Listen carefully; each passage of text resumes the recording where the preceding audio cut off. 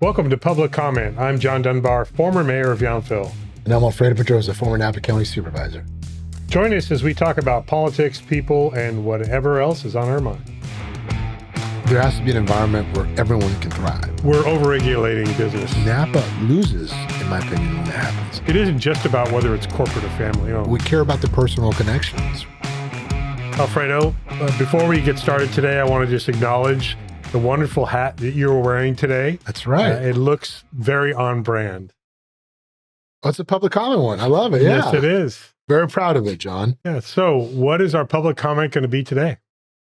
Look, I think we should talk about, business, the generational element of being in business that sometimes leads to, generational businesses to families selling their businesses and it becoming more corporate ownership. And I think we have experience, whether it's in the lodging and the wine or restaurant business. And to me, I just want to highlight the importance of having family ownership business. And whether you walk into your favorite restaurant and you see the owners there, it makes a fucking difference, right? And the same can be applied to a restaurant, to a hotel, and a winery. And retail and any other type of business. It can be commercial, it can be services business where people feel a connection, a personal connection. And that's usually, not always, but usually really appealing. But I think also when we talk about corporate ownership, people think about some of the higher profile acquisitions that happen, big businesses that might have been in family ownership for generations that no longer are going to be in that family ownership situation. They make the headlines, but still the vast majority of, when we talk about wineries, for example, the vast majority, over 90%, are still family owned. Yeah. The big names have changed some of the dynamic, but when you get into restaurants, you often do know the executive chef, and that person is out on the floor, and you get to know your service staff, and there's a real community connection with all that. But there's some practical issues with business activity, business ownership. Yeah. Well, look, I think there has to be an environment where everyone can thrive. And I don't fault someone for selling, right? And I don't think corporate interest is bad either, right? I just look at a preference in terms of what creates special communities. When you have family ownership and you have that family pass it on to the next generation, I think it tends to lead to a better community because you have engagement, right? And we can set philanthropy aside because we've talked about that, but when a family business is here, they're more vested in the community, right? And again, it's restaurants, it's hotels, it's wineries. But I think, we want to stay local in our podcast, but there's some national and federal stuff that are happening. It's getting harder to sustain a business and keep it, multi-generational because the bureaucracy, the taxation, the regulations that are imposed on businesses, they're leaving. And Napa loses, in my opinion, when that happens. Now, corporate structures and corporate ownership does provide some benefit too. They probably have a marketing budget that's pretty significant. They have a research and development department maybe. So there's a place for that. But I think when you look at the acceleration of it, that's the concern I have, right? And there has to be a better way, in my opinion, when a lot of the business in Napa originated from families. And the fact that we haven't been able to keep them family businesses, I think there's some ownership that the county in particular have had where we've driven people to or we've made that decision easier for people because of some of the bureaucracy and regulations that are imposed on folks. Yeah, I think it's common to see generational shifts in ownership or business activity. It's, again, higher profile, often here in Napa County when it relates to wineries or wine brands or restaurants that people know. But I think it's unrealistic to expect all businesses to always be locally owned, locally operated. When people went crazy when Costco opened, they're so fast to run to the lower priced products. Costco's not a local business. Now they are potentially hiring local residents to work there. But also things like Amazon or other things that you can buy online. You say you want to, not you personally, when people say they want to support local business, but then they go online, have it shipped to their home because it was 10 cents cheaper than if they went downtown, that's not really being genuine. And I know it's not as simple as that, but that's the reality. But I'll tell you, like, when I was on the board, we were trying to do some roundabouts of Valley, and we were going to be potentially impacting some private property. And I'm sensitive to private property. And one of them was a restaurant, group, and their decisions were not made in Napa. And this roundabout was going to provide a public benefit, improve the intersection, right, for safety and make traffic better. And it was a decision that was made at a corporate headquarters. And that to me, that's just one example we're extracting of how it's different. So I get your point of ownership of what we chase and how we chase kind of maybe the low price. But I guess what I'm trying to hit at is I enjoy when I go into a restaurant and I see the owner there. Maybe it makes me want to spend more, but like I see them care, they're vested here. Or when we go and ask for a gift card for, a charity, they do it. Or when we go to the craft feeds and we see that hundreds of bottles being donated for silent auction items, right? This is a business that is donating that. Not that corporate interests don't do that, right? Because we have examples of where they do that. But when the owners are there, it's different. It creates a different culture. It creates a different community. Again, there's a space for corporate interest, but I just hope that as Napa continues to evolve, that we place value on family business, right? There's something special about that.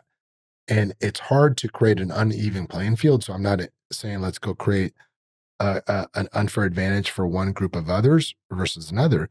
But I think the question is, if having family businesses is a priority, and I think it should be, how do you allow that to happen in our community intentionally? I will say what I'm about to say, acknowledging both of us were elected officials and part of the bureaucracy of Napa County and the town of Yountville and beyond. We're overregulating business today. It's harder and harder, getting close to impossible for family-owned businesses to be successful. Look at what it took to get parklets outside during COVID. And all of a sudden, the sky didn't fall. People didn't destroy the streets and circulation there wasn't impacted, chaos. It actually allowed small business owners to not close. And so I know I was super paranoid about allowing anything outside of the longstanding regulations for businesses in Yountville. But over time, it was obvious flexibility allows people to adapt to market trends, to adapt to what people want today versus yesterday versus 10 years ago, 20 years ago.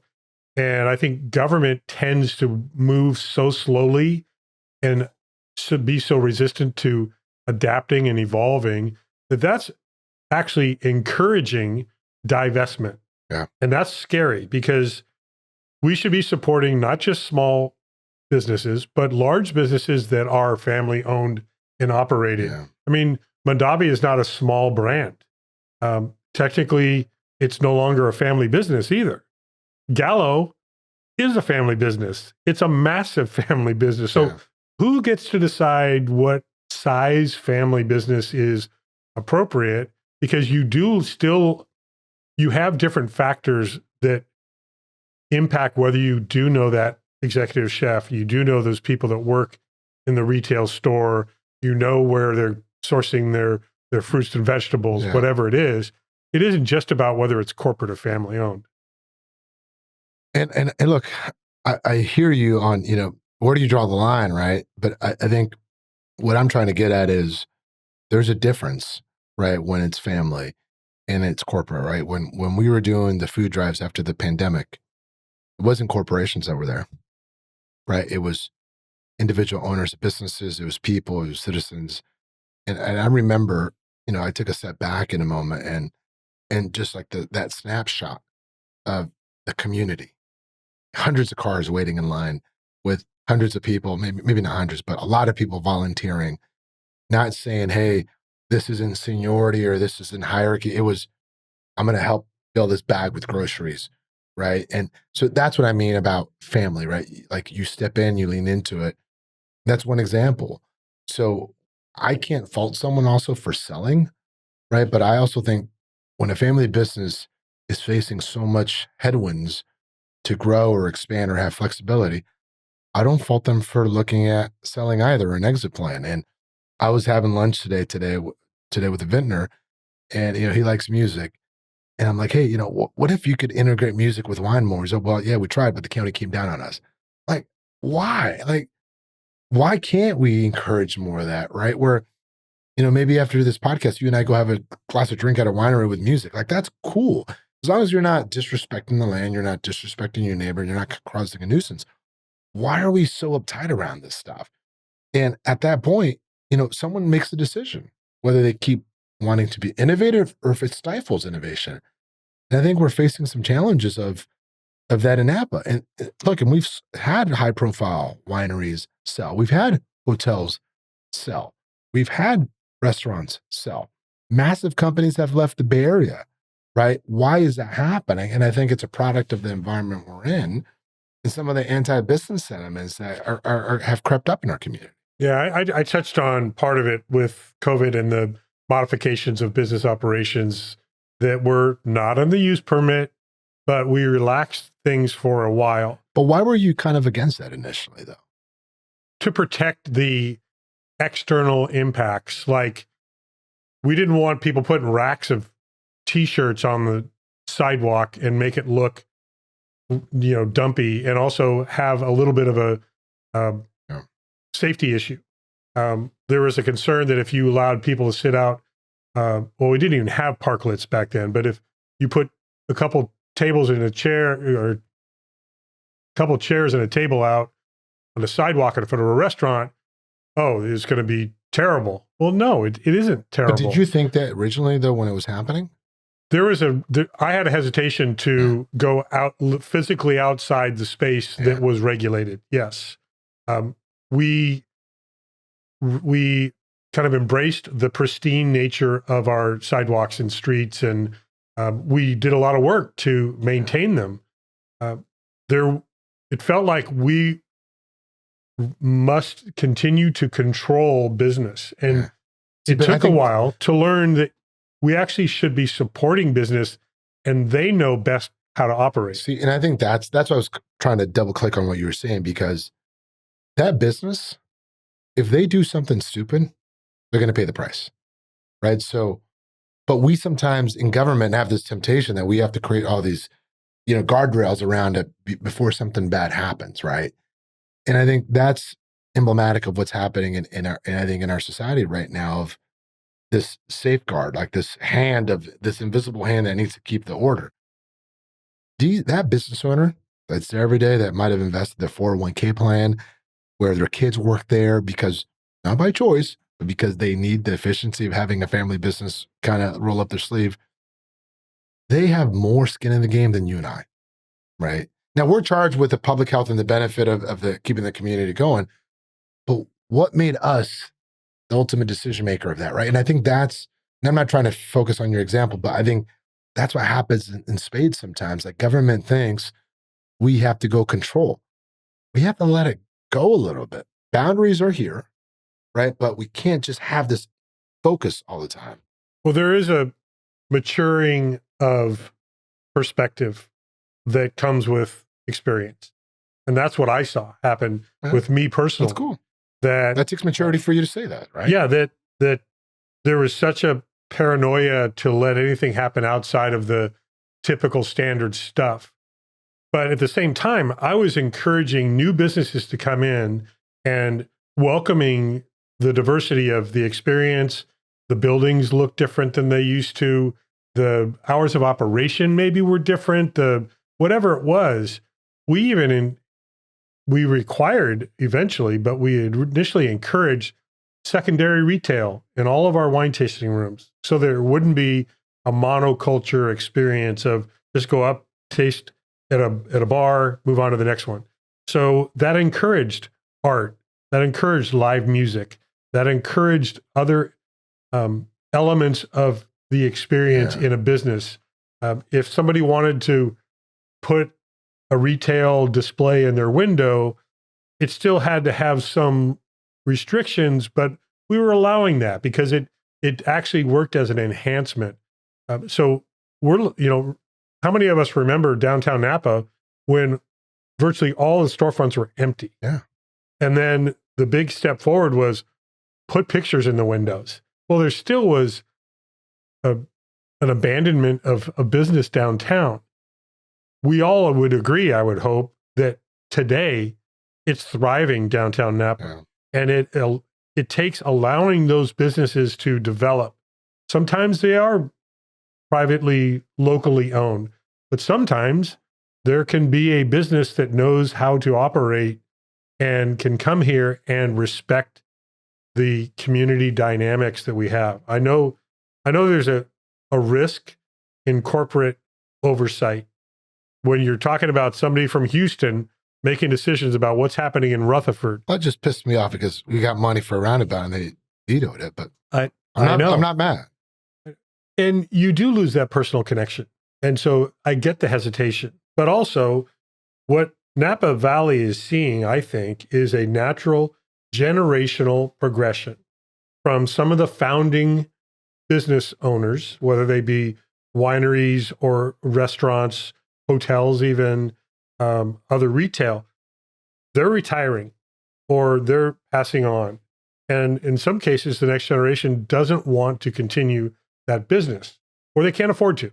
And so who is available to then take over that space? In some cases, it's a larger company that has the resources to pay the kind of prices that are being required to invest locally now. And so it's a progression that I think is inevitable to a great degree.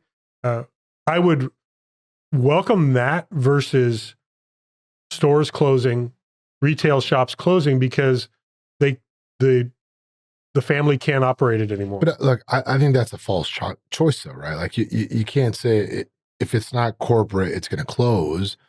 I hear your point that there's a decision tree that happens, right? Where founders started it, next gen tries to take over, and sometimes they can't afford it. They're not capable of it. So they have to make a decision. So like that can happen and that should happen. That's the free market at work, right? To me, it's more of like that family business. Was there things that we did to provoke a sell, to provoke getting out of it because it's hard to do business? That's what we can control, right? We can't control if there's family dynamics or taxation, like that's beyond us. But like when I go to sports fields because my kids are playing sports and I see the sponsorship banners, a lot of it is local restaurant owners, local winery owners that are sponsoring it, right? And the example of like the Bottle Rock and La Onda, right? And you go to the food court and it's all these local restaurants. Like that's an example of like, that's cool. And then you see who's working it and guess who's out there, moving the trays and serving it? The owners.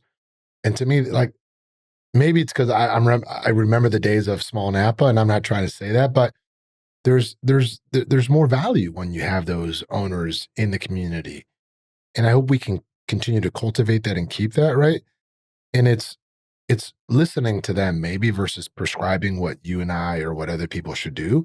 But like I share an office with someone that owns a hotel in Napa, and I get to hear his unique perspective, and we do a lot of the government sometimes does a lot of provoking, right? Where we create headaches for people, right? And I don't fault people when, that corporate, the corporate suits come and say, hey, here's a nice little check. It's tempting because it's hard to continue to invest here, to weather the storm, because there's also this fallacy that everyone that's here, John, is making money. That's not true. People are choosing to maybe suffer a little bit because they love this community. A corporation or private equity, they look at an asset and they have a rate of return. And if you're not hitting that rate of return, my opinion only, they're not going to care whether they're employing X, Y, or they're sponsoring a little league or a sports team. Most, some have this corporate responsibility that they wear, and they truly, it's genuine. But that's to me where you lose a little bit. I do think there are some really good, strong community-based corporations. One of the ones that comes to mind is Redwood Credit Union, that really literally invests in community. There are others like that have membership of their, that happens to be a financial institution, but there are restaurant groups that are connected to the community. I mean, in Yountville, people used to kind of criticize the fact that Chef Thomas Keller has been a very successful entrepreneur and restaurant owner. He's a corporation, but he's local. He lives next door to the French Laundry. He happens to own 5 restaurants in town. I never had a problem with that. Some people, oh, that's too much. It's Kellerville. It's like, that guy is the best entrepreneur that we have had in town. And then they look at, Rick Enos and Compadres, and they're like, well, we love Compadres. We loved it when Yountville had Compadres. Compadres technically was a chain restaurant. Yeah. And so it's, people have different ideas of what's acceptable and not acceptable. I push back when people complain about, automatically complain about, oh, that's gone corporate. Sure. I get what their meaning is. It's either more expensive now than it was, or there isn't the same personal connection like you were talking about. We all love the personal connection, but there are opportunities that just change over time. Yeah. It's pretty natural. I feel like this is a conversation we just wanted to get off our chest, right? I think we care about the personal connections, right? And I think that matters in business. That matters in where people make investments. In Napa County, our success is not automatic, right? And to me, maybe that's kind of the withdrawals that we're having from public office, right? Is there's so much you can do to encourage more investment, more family ownership, but a lot of it is beyond our control, right? I just hope that anyone that's listening, right, you understand that as a family business, you're cherished, right? And thank you for working hard, because, these folks, men and women and children sometimes, they're working long hours to stay a family business. And there's family drama sometimes that comes with it, but they're choosing to, whether because they care about this place, it's where the history is, it's where they founded it, from the grandparents to the parents. And we need more of that. And if you're one of those, just know there's a ton of people in your corner, right? And for those corporations, I have no issue with them buying Napa. That shows the strength of what we are. But with that comes a responsibility to be a good corporate citizen, and not just with a checkbook, but engaging, right? And how many times would we see, these corporations are good. They buy tables at charity events, but who goes there? They send their employees. And I appreciate that. But I think you list an example of Redwood where their CEO is not just writing a check, they're showing up. They're talking to people. They're looking you in the eye and having a real engaged conversation. We need more of that, right? And that's what Napa, I think we've benefited from, having a rich history of founders that started in ag around relationships. And I think there has to be more of that as we go forward, in hospitality, in food, in wine, in new startups as well. Yeah. And I want to go back to my biggest takeaway from our conversation is the fact that overregulation is really getting to be such a burden on especially small business, because there's so many costs associated with that overregulation. Let's reset. Are all the rules and laws in place really necessary? Are they doing what they're supposed to do? And this isn't just about winery use permits or hotel occupancy. This is about helping that plant shop or that salon operator who have to go through all kinds of health and safety regulations and then pay prevailing minimum wage, whatever it is that most of us embrace and support. But all those pressures result in it being harder and harder to stay in business. And having less regulation where it can be reduced is going to at least help people survive financially. Well, I think this is a topic that it'd be great to bring some guests in, right? For them to provide color on this conversation. And I know you and we've had a few podcasts already. And on some we took a deep dive, some that, we really went into some topics, and some it's more bird's eye view. But what I envision next, so John, is let's bring in some folks that can provide their own unique opinion, perspective. And I'm looking forward to that. We're already working on that. So I just want to say to those business owners, thank you for being in business in Napa. For those, that are the founders, try to keep it in the family as much as you can. I just think that creates a special place. So cheers to that. Cheers. Alfredo, here we are on the porch on a beautiful afternoon here in the Napa Valley. But I do want to get your perspective as an emerging farmer and business operator. What are your thoughts about our conversation today? I'm not emerging in anything, but like being in business, it's well documented. I have vineyards, but it's a family operation, and what I mean by that, like I go with my father-in-law and he's like a farmer that has 30 years of experience, and listening to him, getting his advice, and then going in the vineyard with, my son and tell him to change the irrigation valves before we go to school. Like, that's the family business. That's what people don't see, right? So you're vested, you care. And then when we harvested, and I would tell my son who loves math, I was like, this is how many tons we're getting. I said, but remember when you were going through the lines and turning on the irrigation valves? This is the outcome. This is what it produces. So the value of hard work, but cause and effect. So when I talk about family business, that's what I remember. That's what I see. So I'm not biased towards it. I'm in the corner of the family business. I want corporate interests to succeed, and they should have an ability to do business and do well in the Valley. So our regulations should not favor one or the other, but when we can lean and help family business, we should, right? Because it makes a difference in our community. Well, and I really want to offer a call to action to our current electeds. And I know that you and I operated from a place of real support for our business community. And those are our friends and neighbors that have invested in the Napa Valley. And I just want to challenge our elected officials today to be supportive, to be willing to adapt and become mature, like we talked about inside, so that we can continue to thrive as a community and really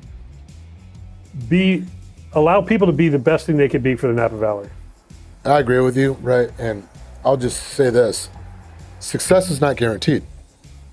Every day you have to earn it, right? So I like the call to action, right? But I just hope people listen, talk to people. What allowed you and I to help business was our ability to go and listen and meet with people at their level, hear the pain, hear the suffering.